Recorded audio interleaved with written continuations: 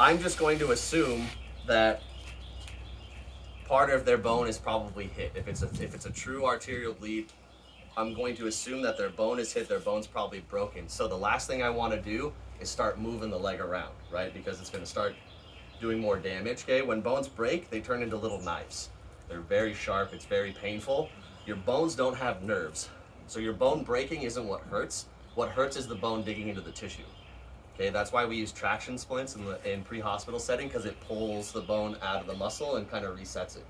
So, in order to kind of navigate the leg without having to do more damage, no matter the size of the person, no matter what they are, doesn't matter. Everyone has a natural gap under their knee, okay? When we're putting a tourniquet on, you want to put it on above the wound, at least 2 to 3 inches above the wound. In a tactical setting, we just put it as high as we can. We don't have time to really assess, like if we just see blood on their leg, we go, I'm just gonna put it as high as I can, and then we can reassess it later, okay? But with this natural gap right here, when we stow these tourniquets, they usually come in the kit. They'll come in the kit probably they look like this.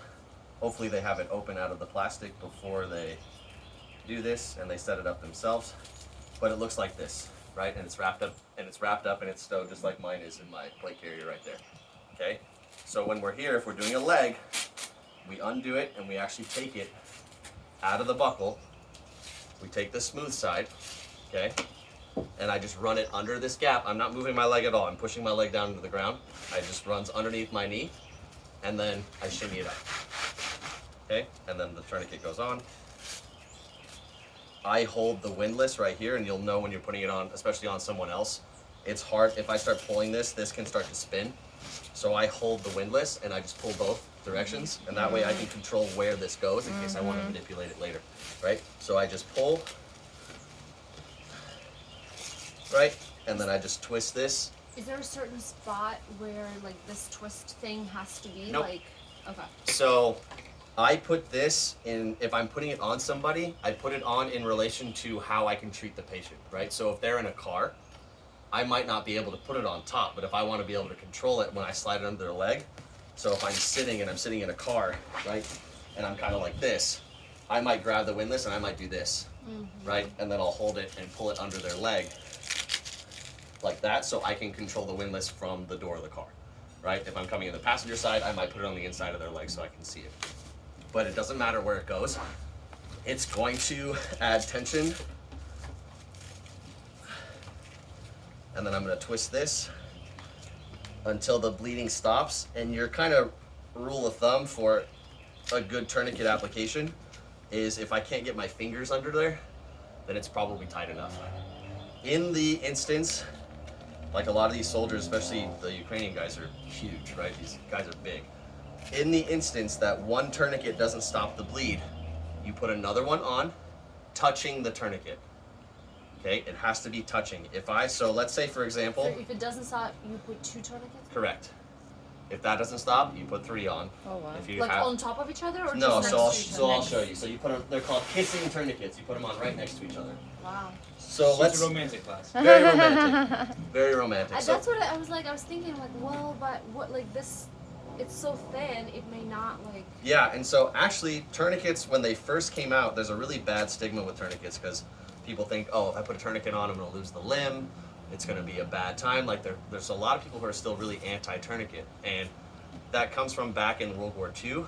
The tourniquets were rope with a wooden button, and it was so thin that it was actually doing a lot of damage to the tissue. So now tourniquets have to be 1.5 inches wide so that they don't do that kind of damage, and these can be left on for a very long time without doing any damage. So, What's a very long time? 30 seconds? no, we're talking like upwards of 4 to 5 hours. Ooh. There are documented cases of guys getting moved where they've had tourniquet on for like 16 hours. Okay. You know, in a military setting, and they have to go from base to Germany to the hospital. In most situations, though, like in a pre-hospital, like civilian world, if you put one on, it's probably they're going to get to a hospital within an hour or 2. Yeah. Mm-hmm. You know, so if the bleeding doesn't stop, all you do is you just repeat the process, and you make sure that the tourniquet is touching the one next to it, and I'll explain why when I put it on. So let's say I have a wound down here. Let's say I have an arterial bleed down here, right? Or up here, doesn't matter. But let's say I have a wound down there, and I put this tourniquet on up here, and it doesn't work, right? Well, shoot, okay, I need to put the tourniquet on, so I put it on like above the knee right here, okay? What's happening is, this one might work, but blood is still moving past this tourniquet, and then stopping here, so it might not be enough pressure. It might be enough pressure to stop the venous bleed on return, so I'm gonna start collecting blood right here. So this might be stopping venous bleed, but not arterial bleed. Because veins are a lot easier to occlude, is the word I use, but it's to stop. So if it's going through and then it can't come out, I'm gonna start, it's called compartment syndrome, where you start getting swelling of the leg right here, and now you've got another problem. So if they're touching, it's that surface area spread out, the pressure is spread on one area, and you don't have to worry about that issue. So it just goes right next to it. And you can move the windlass if you have to, in order, because if I put it here, I might not be able to turn it. So it's just right here. So they're touching, good to go. Crank it down. Now,